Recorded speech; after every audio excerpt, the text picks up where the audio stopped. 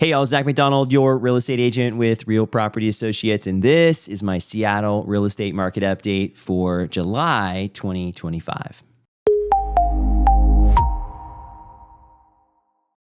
Well, for those that have been following along with these updates for, 10 years now, coming up on it, this is the first time that I've ever filmed in my home office. I'm excited to have a setup here to film. It's a little bit different and still working out some of the kinks, but it's nice to be able to film at home and not need to set it up at the office or go to a studio or something like that. So I'm enjoying the convenience of filming, and hopefully you enjoy the videos here still just as much. I think the big takeaway from looking at the data this month is that the trend of people wanting to buy in the suburbs farther away from the city with the work from home culture is starting to shift.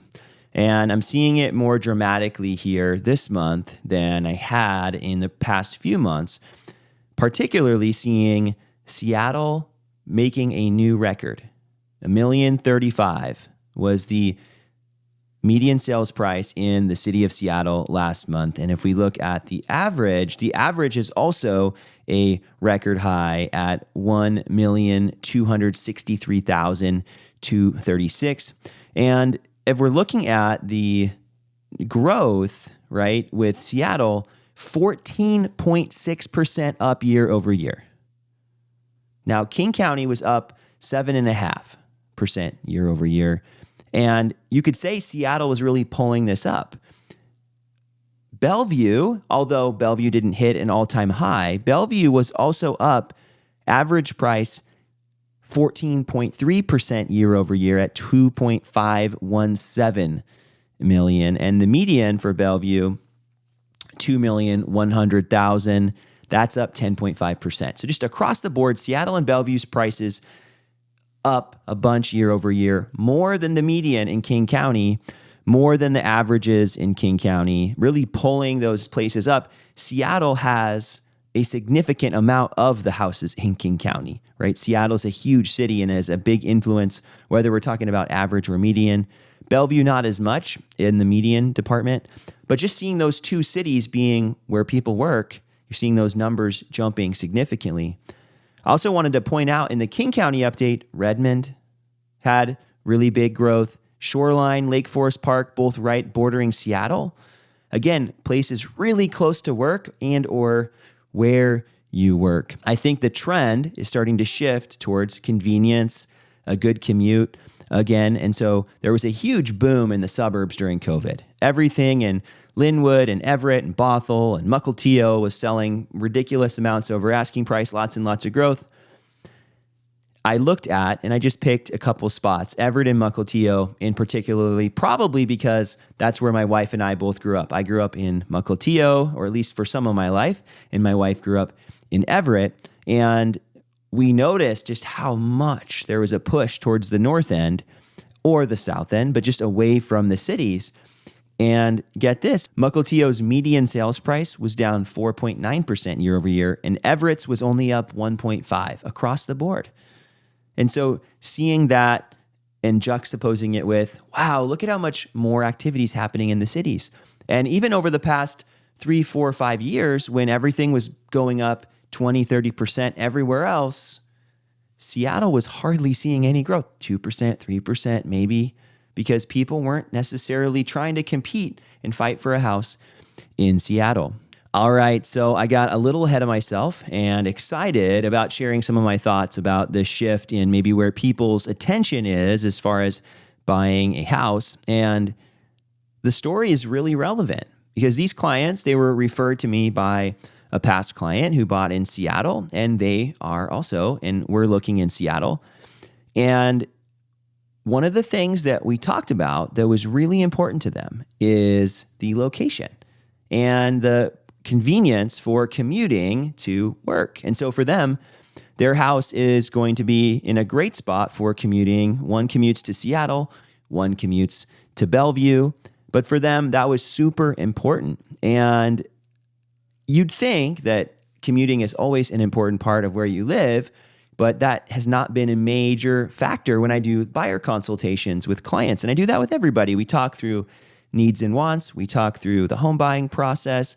And many people used to share about commute, but then it started to become less important. It was more about the house and what they got out of the location as far as the amenities. But the commuting piece was a little less significant. It was more, I need a home office, right?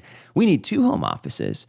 And so these clients, they have some flexibility to work from home a little bit, which is great, but they do also go into the office multiple times a week. And some people now are in the office every day. And I'm not saying whether that's a good or a bad thing. I think there are pros and cons to both being at the office and also having the full remote work. Maybe some type of a hybrid's probably an ideal scenario, but just interesting to think through that even I'm seeing that in some of those conversations that I'm having with buyers and the competition across King County. We've been talking about this. If you follow along with the market watches that I do every week, the level of competitiveness has been shifting and going down overall across King County, across Snohomish County. But in Seattle, although we've seen inventory rising, and we're at 3 months of supply, and that's quite a bit of supply. We've talked about this as well in other updates that when you get to the 3 months, 4 months of supply, you have a lot more of a balanced market, and you start to see a little less power for sellers in the negotiations. And same thing in Bellevue. Bellevue's supply has also risen here over the past few months. It's affecting time on the market, right? We're seeing houses take longer to sell. Average days on market in Seattle last month, 18. Bellevue, 14. The median days, though, still pretty low. 6 in Seattle, 7 in Bellevue. Those are not super long times yet. But as the amount of supply is trending up, we're seeing a lot less pressure on the prices. And so across King County, houses are selling right around asking price, just over, actually. Bellevue, though, 99.6% was the average percent of list price last month. Seattle, I made you wait for it, 1.7% over asking price was the average percent of listing in Seattle last month. Now, if we look at the original list price, I think this is an important stat because this also factors in price reductions.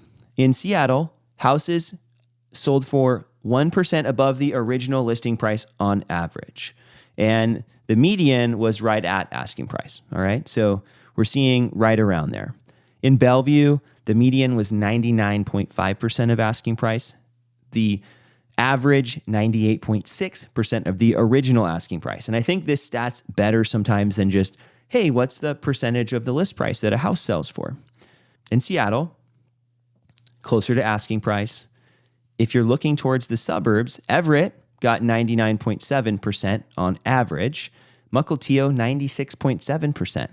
Again, a place where there was a lot of growth over the past few years, a lot of pressure on prices, but not as much as you've seen or we have seen in the past few years. And so that trend, again, just kind of pointing towards more people looking in the city than out in the suburbs. And I think the biggest indicator was just seeing some of the places that were the closest in, seeing the most growth, and then seeing some of the slowdowns in some of those other areas. I think overall, though, we're seeing the amount of supply ballooning, the amount of houses for sale. Seattle, 45.4% more houses for sale than the same time last year. Bellevue, 108.4% more, double, right? That's a ton more houses on the market for sale. At the same time, closed sales are also up. Seattle, 23.1%. Bellevue, 12.8%. Thankfully, with all this new inventory, we're seeing more pending sales, 22.1% more in Seattle, 12.4% more in Bellevue. But we talked about the north end. We were talking about Everett and Mukilteo. Both of these places have actually seen less buyer activity, 5.4% fewer pending sales and 5% in Mukilteo, even with more growth and more houses on the market, right, in the inventory, they're seeing fewer buyers. And so if you have, like Everett did, 72.5% more houses on the market, and Mukilteo had 37.5% more houses on the market, and then you have less pending sales, right? You have more inventory building up faster. And so the supply numbers we talked about earlier are a huge factor in how the market is going to be playing out moving forward. And it's a good indicator of the amount of buyer activity versus the amount of listings coming on the market. And right now we're seeing the prices starting to flatten out in most places, but we are seeing some growth here near towards the city still. I think the big question is, what does this mean for buyers and sellers that are looking in the Seattle and Bellevue areas? And I think the consideration is just, you need to live, or you want to live where you want to live. And I think for some people that means that the commute is more important. For other people, it means that the house is more important. And I think that's always going to be true. I think that when the commute wasn't a factor, it made more people consider the house piece. But I do think that that's going to be a little less competitive in the suburbs, at least in the near future, and more competitive towards the cities. So if you're somebody who's thinking about buying in Seattle or in Bellevue or Redmond, or even just close into the city, and those areas are where you're looking, you're probably going to be experiencing more competition than some of the other buyers that are looking on the north end or the south end, a little farther away from the city. But you get the convenience of a better commute. So I think there's those trade-offs that you have to weigh. And I think for every buyer, those are things you need to consider. And I think for somebody who's selling a house, I think if you're in the city, that's obviously encouraging to hear some of this information. I think if you're outside of the cities, I think you're going to expect more of a normal real estate market where buyers and sellers have a little bit more balance in the negotiations. And this would have been the same way it was maybe even 6-7 years ago, a little less competition outside of the prime areas that are close in to the city. And we saw a huge shift back towards Seattle in the kind of early 2010s when prices were super low. And then when people were wanting to be close to work, you saw a lot of growth right directly in the city. And then that slowed down a lot and pulled back. But a lot of that is starting to return, I think, here as people are needing to be in the office more often. Thanks so much for watching this month's Seattle real estate market update. If you made it to the end here, I know you got some value, so please give it a thumbs up. If you have some thoughts and want to share those, I'd love to hear those in the comment section, especially if you're somebody who's thinking about making a purchase and maybe some of these same thoughts are in your mind. And if you are somebody who is looking to make a purchase in the greater Seattle area, I would love an opportunity to connect.